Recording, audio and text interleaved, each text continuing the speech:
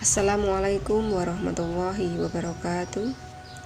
Perkenalkan, nama saya Teti Fitriani. Saya merupakan mahasiswa peserta PPG Daljab Universitas Negeri Malang tahun 2022.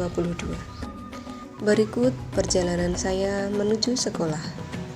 Saya berdomisili di Desa Mangunsari, Kecamatan Pacitan, Kabupaten Pacitan. Sedangkan tempat mengajar saya terletak di Desa Poko, Kecamatan Pringkuku, Kabupaten Pacitan. Akses perjalanan saya menuju sekolah merupakan jalur utama yang menghubungkan antara Kabupaten Pacitan dengan Kota Solo.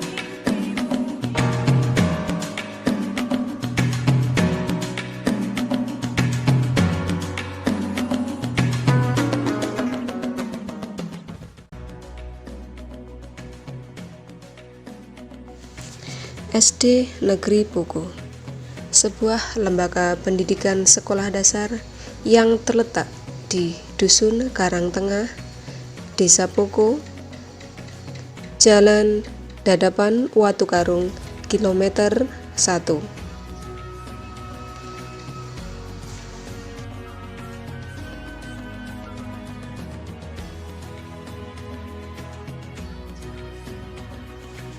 SD Negeri Poko memiliki jumlah siswa sebanyak 56 dan 12 orang tenaga kependidikan.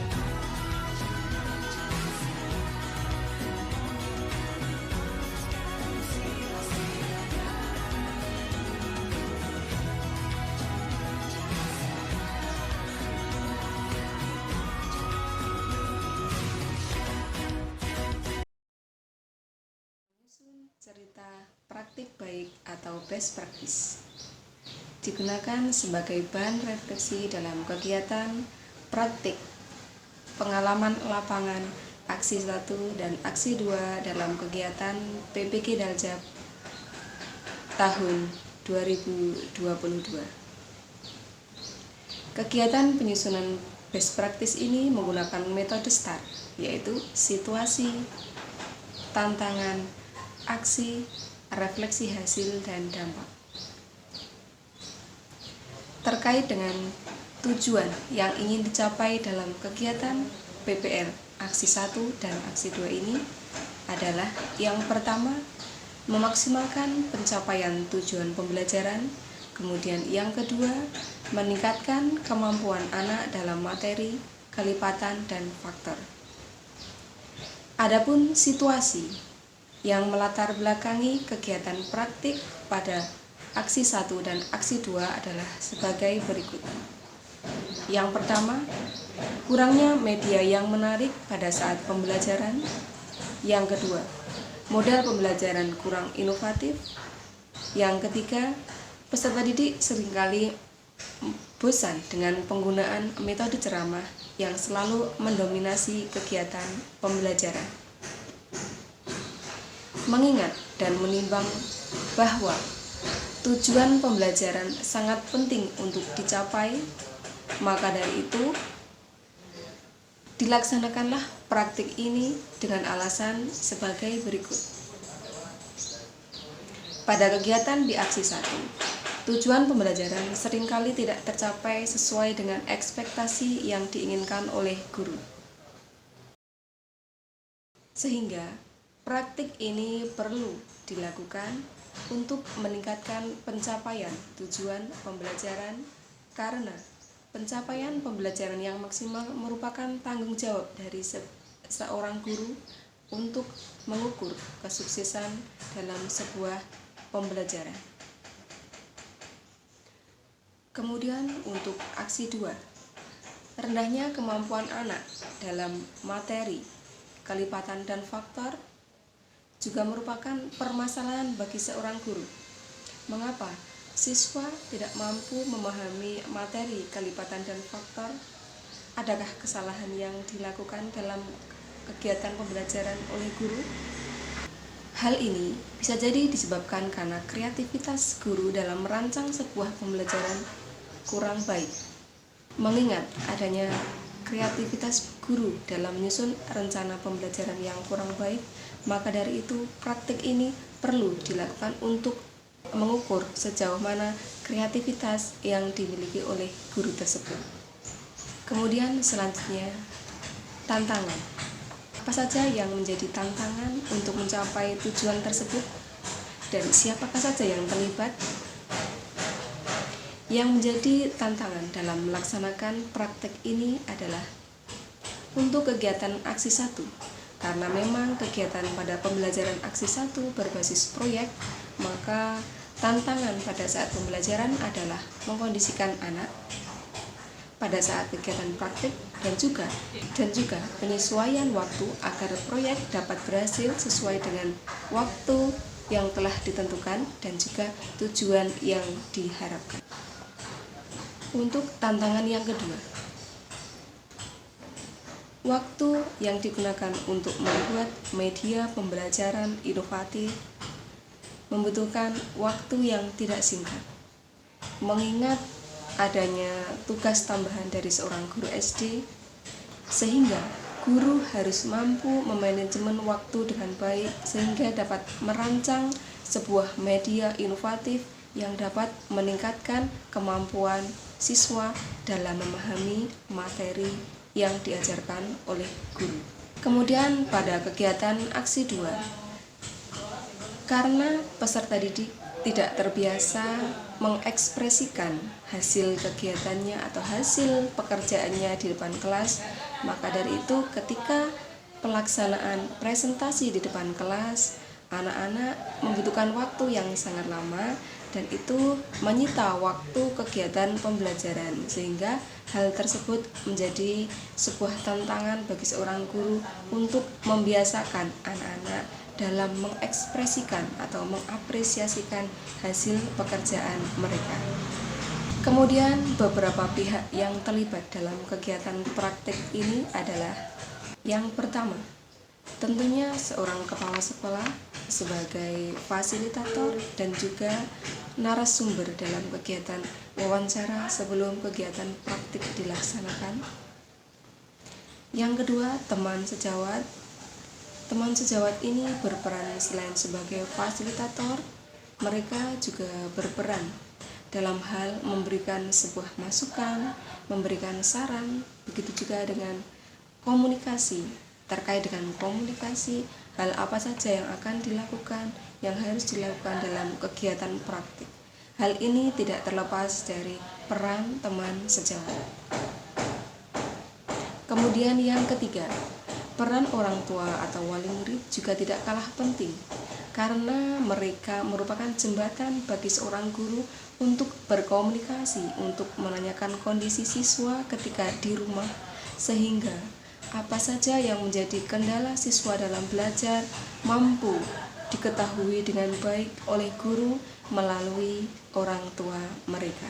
Untuk selanjutnya, terkait dengan aksi, kemudian langkah-langkah apa saja yang digunakan untuk menghadapi tantangan tersebut, kemudian strategi apa yang digunakan, langkah-langkah yang diambil oleh seorang guru ketika melakukan praktek ini adalah sebagai berikut.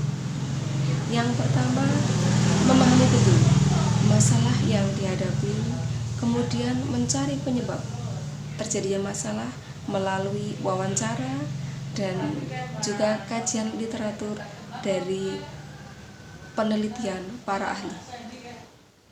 Yang kedua, mempersiapkan beberapa solusi yang memungkinkan untuk mengatasi masalah yang ada. Selain itu, juga mempersiapkan alat-alat dan bahan yang digunakan dalam kegiatan pembelajaran yang menunjang pembelajaran, sehingga pembelajaran akan lebih menyenangkan dan tujuan dapat tercapai dengan baik. Langkah selanjutnya adalah menyusun media yang tepat untuk kemudian digunakan dalam kegiatan pembelajaran tersebut. Dan langkah selanjutnya adalah menyusun rencana pembelajaran inovatif. Dalam hal ini, proses yang dilalui tidak terlepas dari bantuan dan juga dukungan dari Bapak Ibu guru, orang tua wali murid, dan juga Bapak Kepala Sekolah tentunya. Kemudian selanjutnya terkait dengan refleksi, hasil, dan dampak. Bagaimanakah dampak dari aksi dan langkah-langkah yang dilakukan? Kemudian apakah hasilnya efektif atau tidak efektif? Mengapa? Bagaimana respon orang lain terkait dengan strategi yang dilakukan? Apa yang menjadi faktor keberhasilan atau ketidakberhasilan dari strategi yang dilakukan? Kemudian, apakah pembelajaran dari keseluruhan proses tersebut? Untuk refleksi hasil dan dampak dari kegiatan aksi 1 dan aksi 2 adalah sebagai berikut. Dengan menerapkan pembelajaran inovatif, penerapan media yang sesuai materi ajar yang telah dirancang mampu meningkatkan pemahaman anak terhadap materi ajar dan juga mampu mencapai tujuan pembelajaran yang telah ditetapkan sesuai dengan ekspektasi dari guru.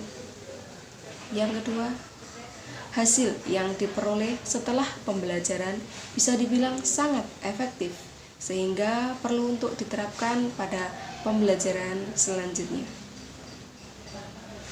Setelah mengamati kegiatan pembelajaran yang dilakukan tersebut dari beberapa guru dan juga kepala sekolah, mengapresiasi bahwasannya pembelajaran tersebut dapat dijadikan contoh untuk kemudian bisa diterapkan di kelas lainnya.